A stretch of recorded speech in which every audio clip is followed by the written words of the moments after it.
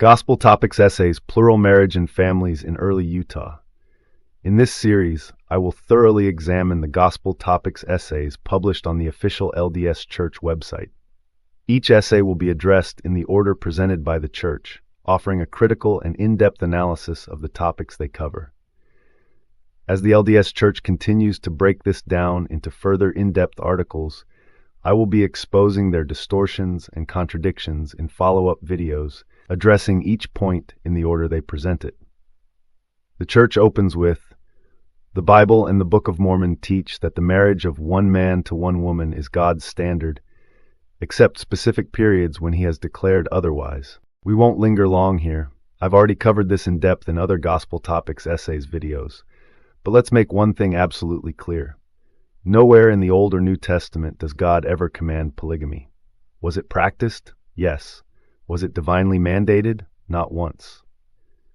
Now turning to the Book of Jacob in the Book of Mormon, roughly 8 verses outright condemn plural marriage with just one vague exception. Even if we play devil's advocate and accept Jacob 2:30 as a loophole, we're still left with a glaring contradiction. Where are the children from Joseph Smith's many plural marriages in Kirtland and Nauvoo? If polygamy was meant to raise up seed, as the justification goes, then why is there no seed? Where is the children from the others practicing it? Former insiders like John C. Bennett and even Hiram Smith claim that Bennett performed abortions for Joseph Smith and other high-ranking leaders.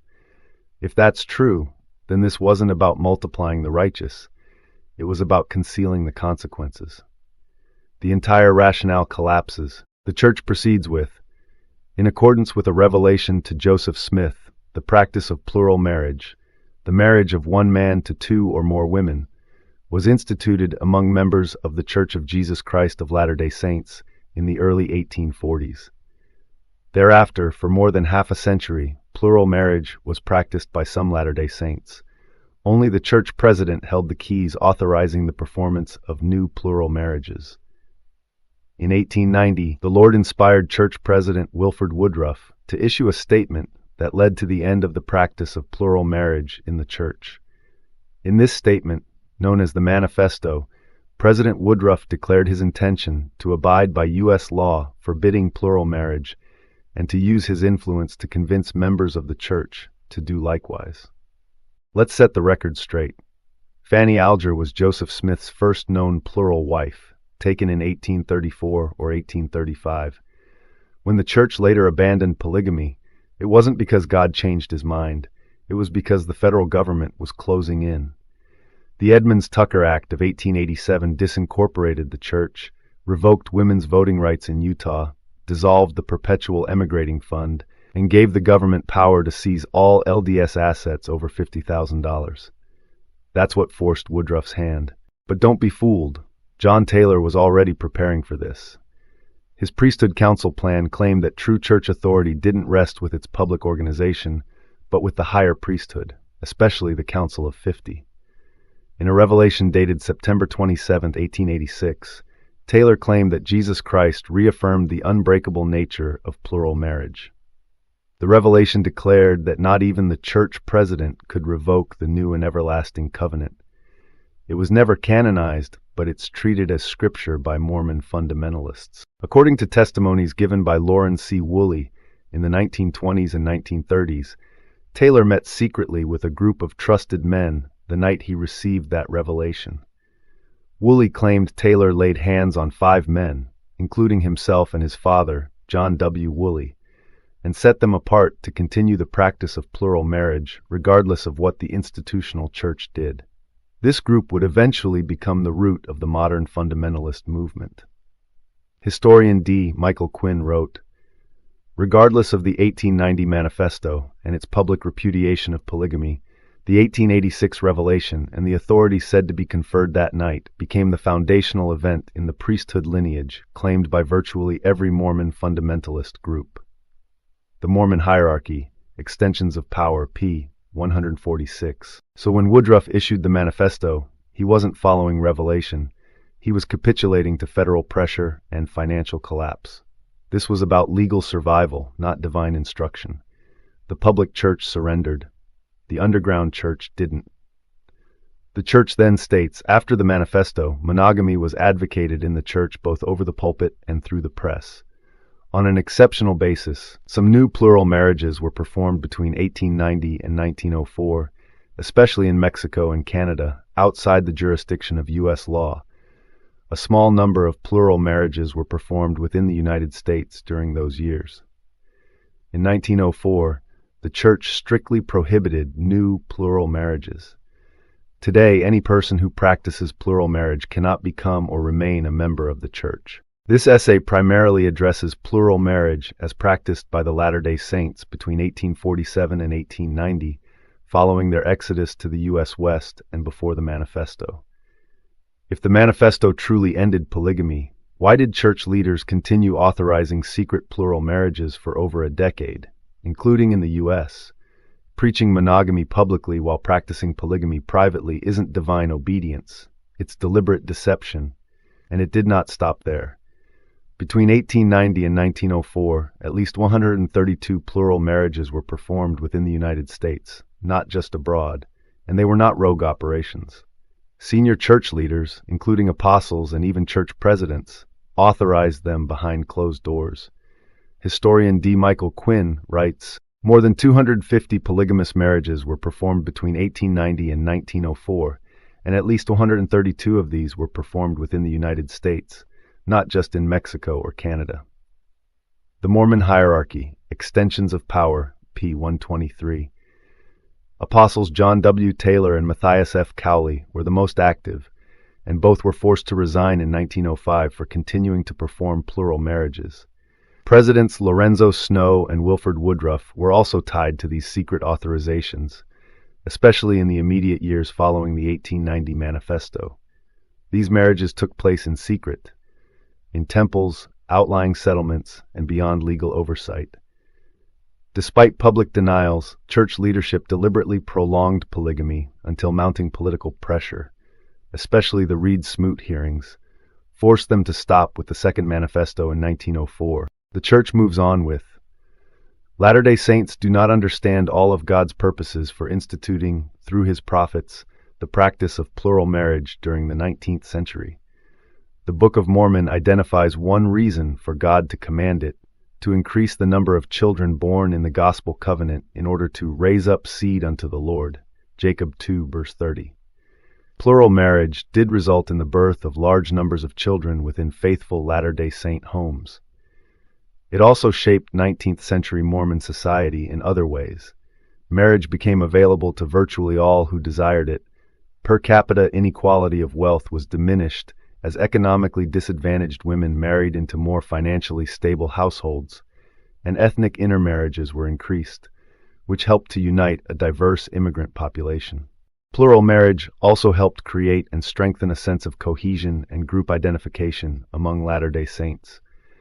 Church members came to see themselves as a peculiar people, covenant-bound to carry out the commands of God, despite outside opposition, willing to endure ostracism for their principles. The church's claim that plural marriage was commanded to raise up seed falls flat the moment you look at the historical record. Where are the children from Joseph Smith's dozens of wives? Outside of a disputed case or two, there aren't any. And if producing children was the divine goal, why do accounts from people like John C. Bennett and even Hiram Smith describe abortion practices being carried out in secret? Let's be clear, Jacob 2:30 doesn't command polygamy. It condemns it, with only one vague exception that still doesn't justify the lies, coercion, and betrayal that defined early LDS plural marriage. The idea that polygamy somehow created economic equality or social cohesion is a laughable backfill narrative. In practice, it concentrated power in the hands of elite male leaders and turned women into spiritual leverage. The diverse immigrant population argument is window dressing. Young girls as young as 14 were taken as wives by much older men, not to unite cultures, but to fulfill supposed eternal mandates dictated by charismatic patriarchs. And the claim that plural marriage built group identity? Sure, in the same way that high-demand cult tactics do, through isolation, sacrifice, and manufactured persecution complexes. The claim that plural marriage was meant to raise up seed falls apart when you look at the actual outcomes. For the majority of Latter-day Saints, polygamy didn't result in an increase in families. It was primarily leaders like Brigham Young and Joseph F. Smith whose families expanded significantly through plural marriage, while the vast majority of plural marriages, particularly those among rank-and-file members, did not lead to large families. Monogamous Mormon women in Utah averaged 6.8 children per family.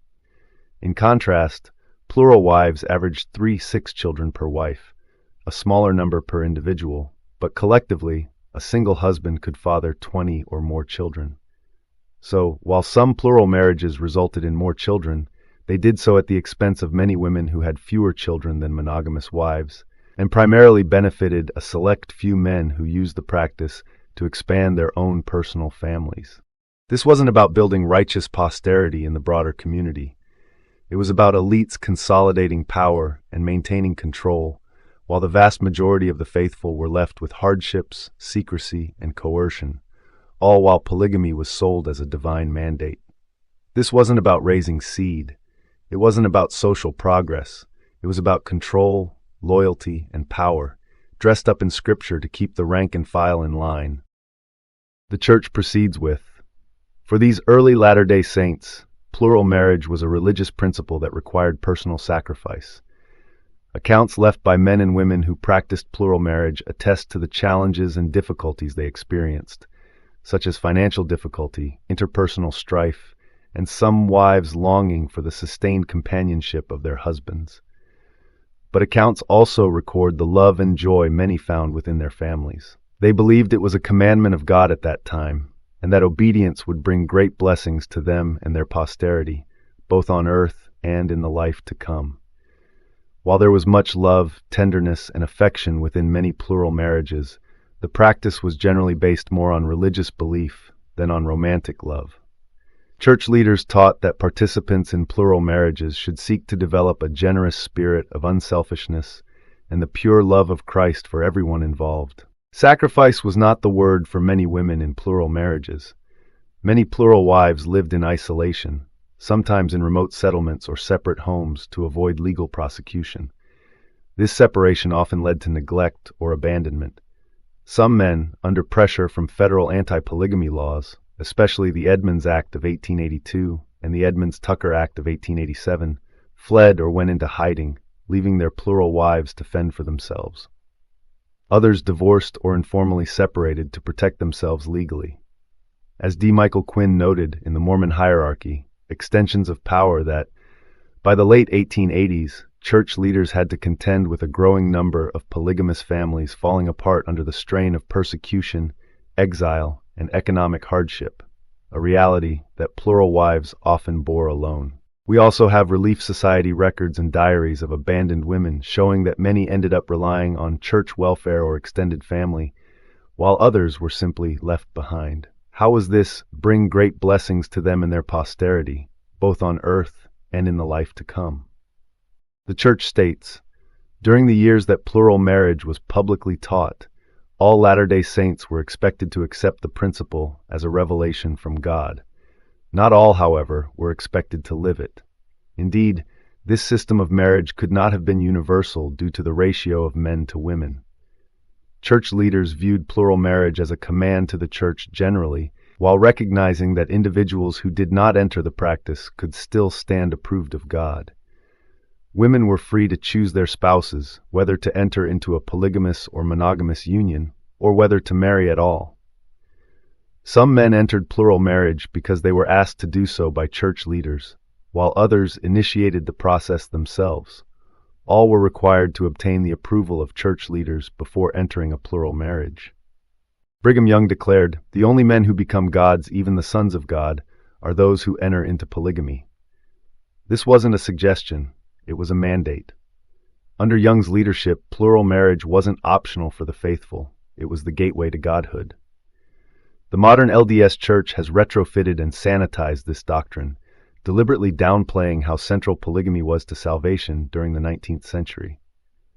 Joseph F. Smith confirmed the consistency of this belief, stating, "Some of the leading men in the church have told me that they have heard the prophet Joseph Smith teach that a man could not be exalted unless he had more than one wife."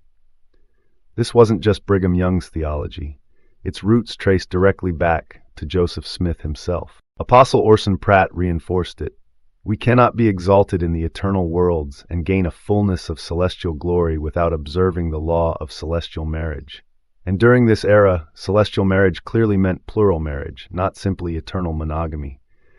The doctrine was plain: no polygamy, no exaltation.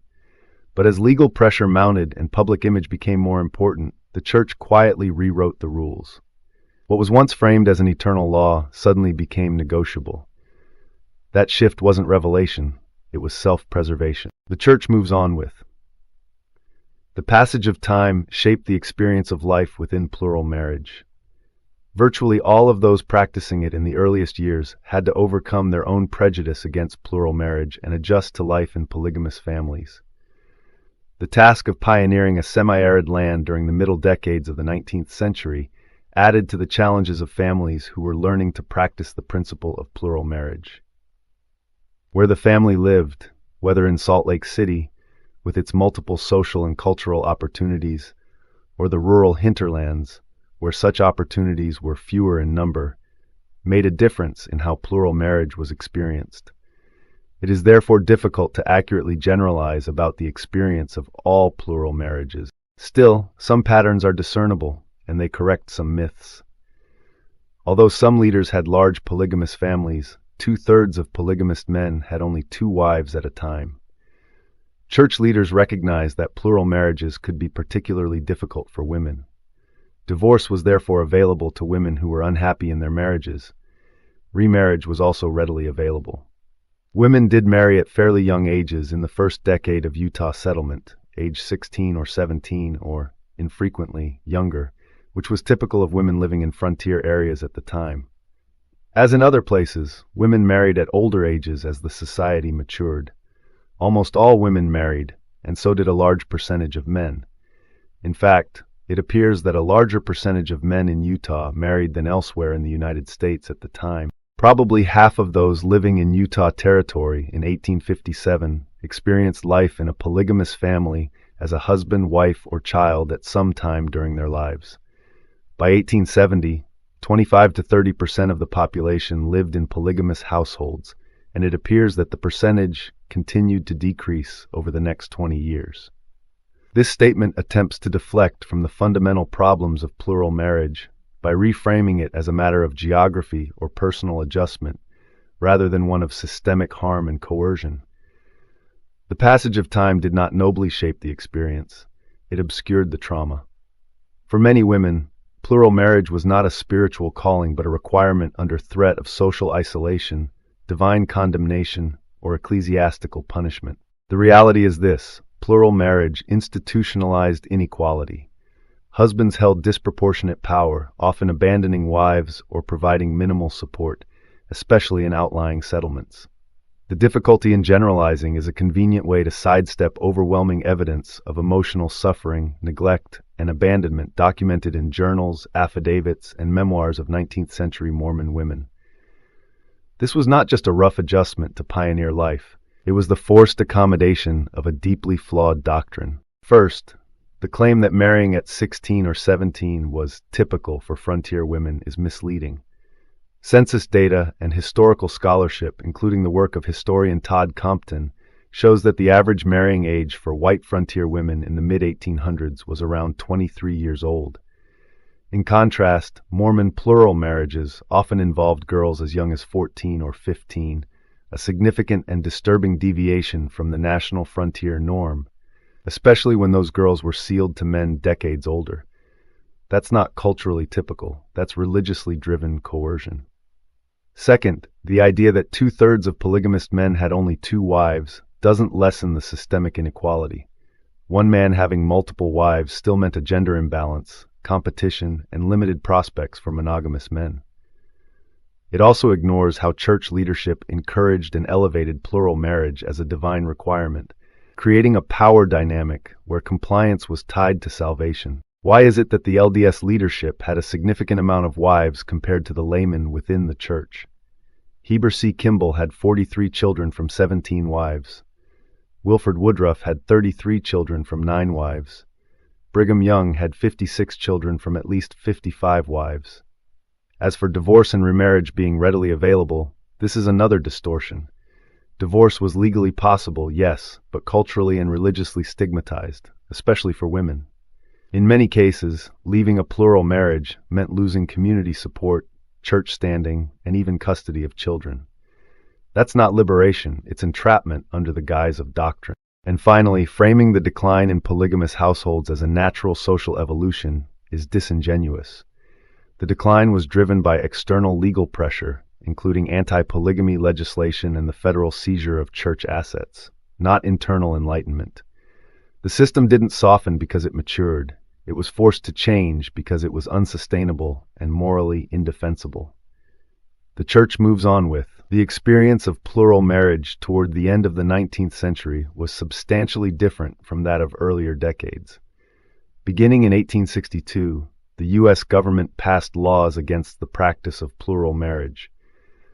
Outside opponents mounted a campaign against the practice, stating that they hoped to protect Mormon women and American civilization.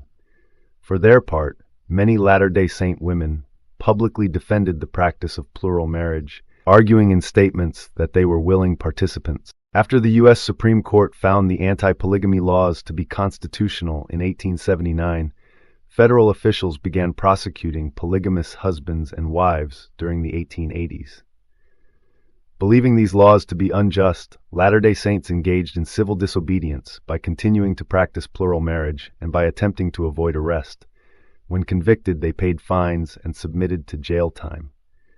To help their husbands avoid prosecution, plural wives often separated into different households or went into hiding under assumed names, particularly when pregnant or after giving birth.